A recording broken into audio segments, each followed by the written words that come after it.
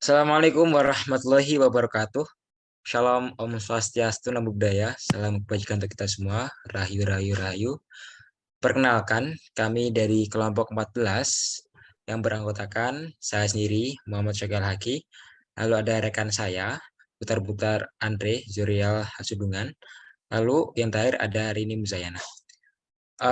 Dalam sesi ini, kami akan menjelaskan tentang proyek akhir mata kuliah teknik kompilasi mengenai pembuatan program baru. Oke, jadi pada sesi presentasi ini akan ada 3 sesi. Yang pertama adalah penjelasan umum program, lalu adalah penjelasan kode, yang terakhir ada implementasi atau mempraktekkan fitur-fitur yang ada pada program. Oke, yang pertama, tujuan dibuatnya program ini adalah untuk membangun bahasa pemrograman yang baru dalam menerapkan materi yang telah kami pelajari dalam mata kuliah teknik kompilasi, mungkin seperti parser, tolerancer, dan lain-lain. Oke, jadi apa sih bahasa yang sedang kelompok kami kembangkan? Nah, nama dalam bahasa baru ini adalah pemrograman baru. Jadi tujuannya sendiri kami menginginkan bahasa pemrograman yang lebih sederhana sehingga diperoleh efektivitas dan efisiensi dalam penggunaan bahasa pemrograman. Jadi tujuan alasan tadi di latar belakangnya dari keresahan kami, di mana dalam bahasa pemrograman ini berdasarkan pada bahasa Python. Nah, yang seperti yang kita ketahui, bahasa Python ini kadang-kadang terkesan rumit ya. Jadi membuat kami sendiri merasa kebingungan, terutama bagi pemrogram yang baru belajar, sehingga dibutuhkan bahasa yang lebih mudah. Nah, sehingga dibentuklah bahasa pemrograman baru yang diharapkan dapat mempermudah teman-teman dalam penulisan sintaks dan pemahaman keyword yang digunakan, sehingga bisa lebih sederhana. Oke, untuk fitur-fiturnya sendiri, jadi ada beberapa fitur yang terkandung dalam bahasa ini. Yang pertama ada struktur data, itu nanti akan memuat berbagai tipe data, variabel, dan lain-lain. Lalu ada deklarasi variabel seperti biasa, lalu input-output, percabangan, dan looping atau perulangan. Oke, jika kita bicara soal struktur data secara ekspresi, bahasa terutama dalam bahasa Python kan lebih sederhana dibandingkan bahasa seperti C++ dan lain-lain yang memerlukan pemanggilan library. Jadi pada bahasa pemrograman baru ini tidak memerlukan impor library terlebih dahulu untuk sebelum mengkode. Jadi bisa langsung saja kita bisa ngoding secara umum. Lalu untuk struktur data sendiri, jadi pada tipe data yang digunakan dalam bahasa pemrograman baru ini ada tiga tipe data. Yang pertama ada integer, lalu string, dan boolean. Oke. Jadi teman-teman, pada bahasa ini nantinya kita akan membangun semacam bahasa yang bisa digunakan untuk perhitungan matematis secara umum gitu ya. Jadi bisa digunakan sebagai kalkulator sederhana lah seperti itu. Mungkin sesi selanjutnya bisa langsung saja teman saya, saudara Andre, bisa langsung dia menyambung presentasi ini. Terima kasih banyak. Kita akan melihat sedikit apa yang ada di balik dari bahasa pemrograman ini. Pertama di sini kita punya lecture. Ini adalah di mana kita untuk mendefinisikan token-token yang bisa digunakan untuk bahasa pemrograman baru di sini sendiri. Bisa kita lihat token yang akan digunakan itu ada var, ini untuk variabel, ada angka, ada sama dengan, jika, cetak, lain, maka, lakukan, untuk, LD, lebih dari, kurang dari, lebih dari, sama dengan, kurang dari, sama dengan, tidak sama, modulo, function, string, hingga, dengan literal seperti yang tertera pada layar. Kemudian kita juga akan mengabaikan baris. Kemudian kita definisikan token yang udah kita sebutkan tadi seperti berikut. Kemudian kita untuk special keywordnya juga kita definisikan di sini. Jika untuk menjalankan jika yang perlu kita tulis di program nanti adalah jika dengan huruf kecil, untuk lain adalah lain, untuk maka adalah maka, untuk lakukan adalah lakukan, dan untuk seterusnya. Untuk variabel sendiri adalah semua huruf besar maupun kecil. dan diikuti dengan huruf besar ataupun kecil dan diikuti oleh angka atau angka, tapi tidak boleh angka duluan. Kemudian ada string yang harus didahului oleh tanda petik dan diakhiri oleh tanda petik juga. Kemudian kita akan mengabaikan komentar. Di sini juga ada untuk menghitung line numbers. Di sini menghitung kolom. Dan di sini adalah fungsinya untuk membuat tree-nya. Setelah kita selesai dengan lexer, kita masuk ke parser. Di sini kita akan mendefinisikan token yang telah kita sebutkan sebelumnya. Seperti yang bisa kita lihat, kita import dari lexer. Kita mengambil lagi apa yang sudah kita dapat dari lexer. Kemudian kita definisikan grammar-nya di sini.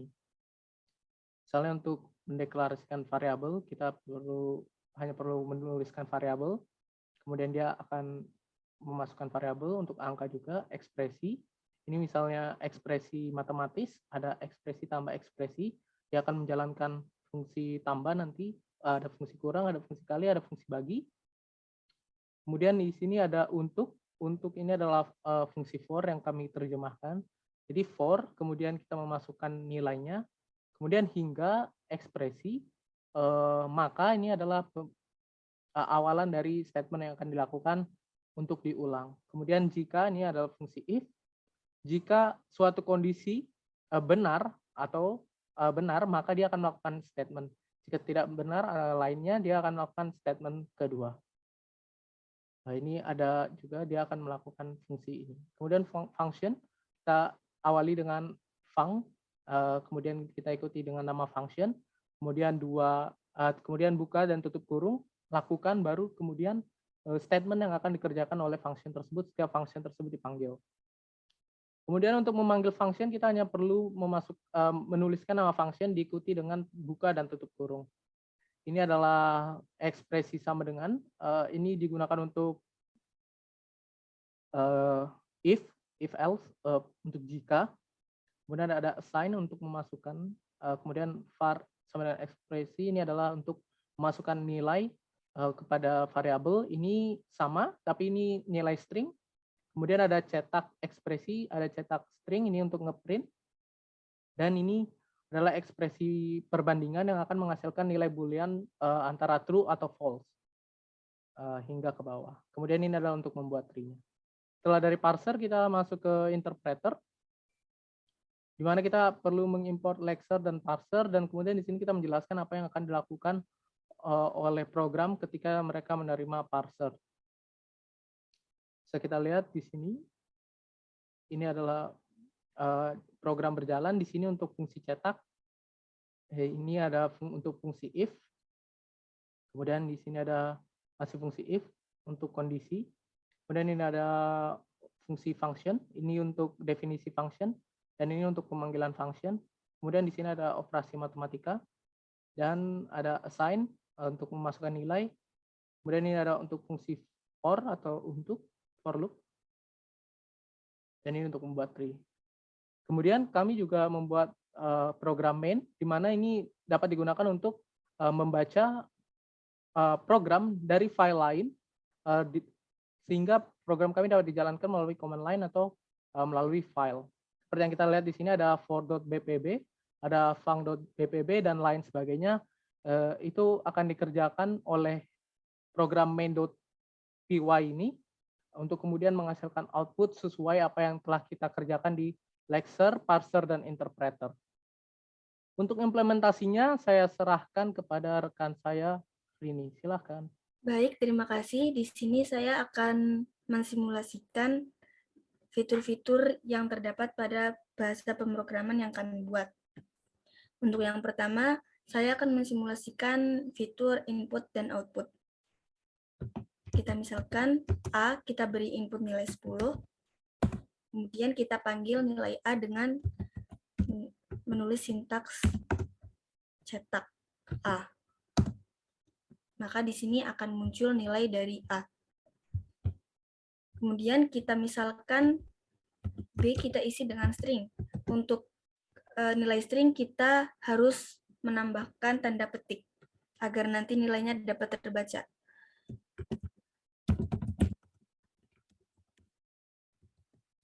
Lalu kita panggil fungsi dari B.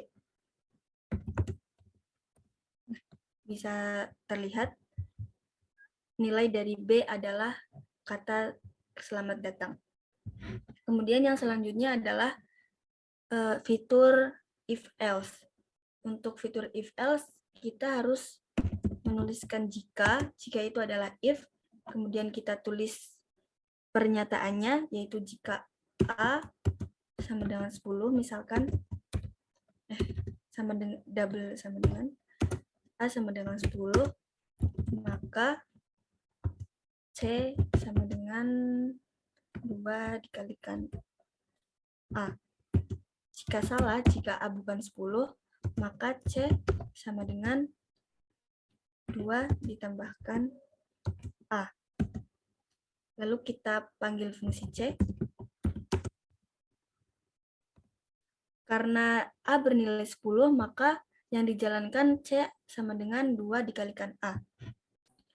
Kemudian untuk yang selanjutnya adalah simulasi dari fitur perulangan, yaitu atau biasa dikenal dengan for. Untuk perulangan kita harus menuliskan untuk atau for. Untuk kita misalkan I sama dengan 5 hingga 10 misalkan, maka kita selanjutnya menuliskan perintah yang harus dilakukan oleh komputer. Kita misalkan cetak belajar.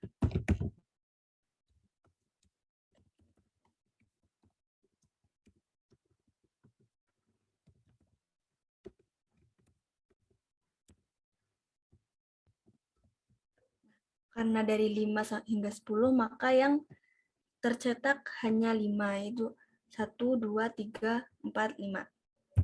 Kemudian yang selanjutnya saya akan mencontohkan pembuatan kalkulator sederhana. Kita misalkan X dengan 5, kemudian Y, lalu kita coba X ditambah Y. Nah, sudah berhasil X tambah Y atau 4 ditambahkan 1 sama dengan 5. Lalu kita misalkan lagi X dikalikan 2.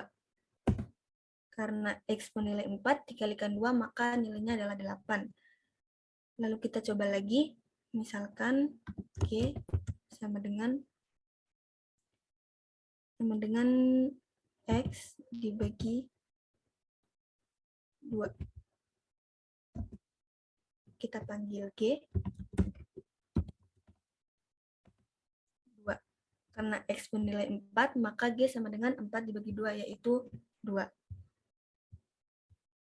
Yang terakhir, fungsi pengurangan kita contohkan X dikurangi 4, maka sama dengan 4 dikurangkan 4 sama dengan 0. Sekian presentasi mengenai bahasa pemrograman yang dibuat oleh kami kelompok 14. Atas segala kekurangan dan kesalahan kami ucapkan mohon maaf. Wassalamualaikum warahmatullahi wabarakatuh.